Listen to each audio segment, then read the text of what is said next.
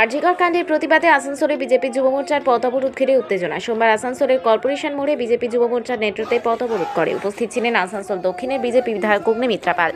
Tyre জ্বালিয়ে পথ অবরোধ করা হয়। খবর পেয়ে ঘটনাস্থলে আসানসোল দক্ষিণ থানার পুলিশ পৌঁছায়। 30 মিনিট পথ অবরোধ চলার পর তারা নিজেরা অবরোধ তুলে নেয়। অবরোধ ওঠার পর পুলিশের সঙ্গে বচসায় জড়িয়ে পড়েন বিজেপি বিধায়িকা অগ্নিমিত্রা পাল। আসানসোল দক্ষিণ থানার আইসি কৌশিক কুণ্ডুকে ঘিরে বিক্ষোভ বিজেপি যুব মোর্চার।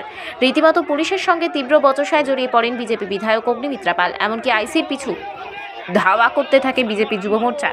পরে পুলিশ পরিস্থিতি নিয়ন্ত্রণে আনে।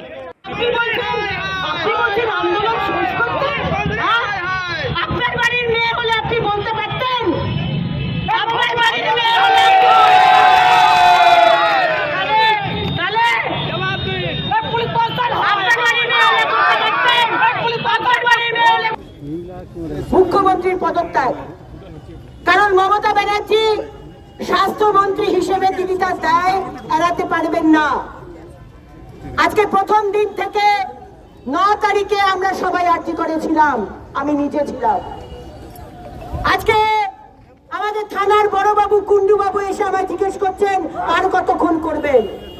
কুণ্ডুবাবু, আপনার বাড়িতে যদি মেয়ে থাকে আর মেয়ে যদি এরকম না হয়, ভগবান না করুক, আপনিও কি এই কথাটা বলতেন?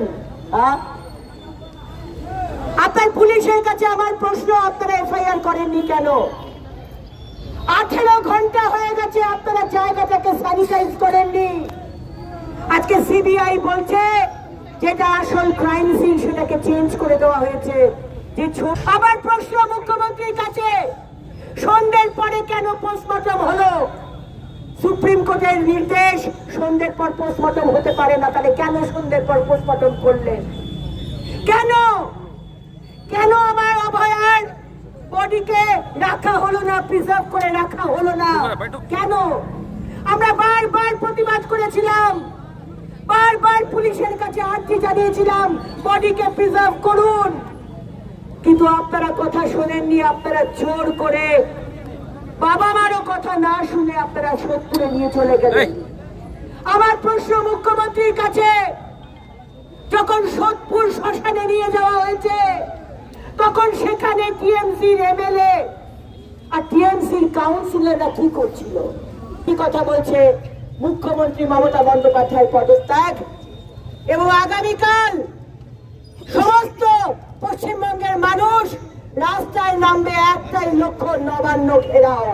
মুখ্যমন্ত্রী, আজকে অব্দি সময় দেওয়া আছে, আপনি পদত্যাগ করুন, আর নয়তো কালকে রাত দুপুরে 1টার জন্য অপেক্ষা করুন।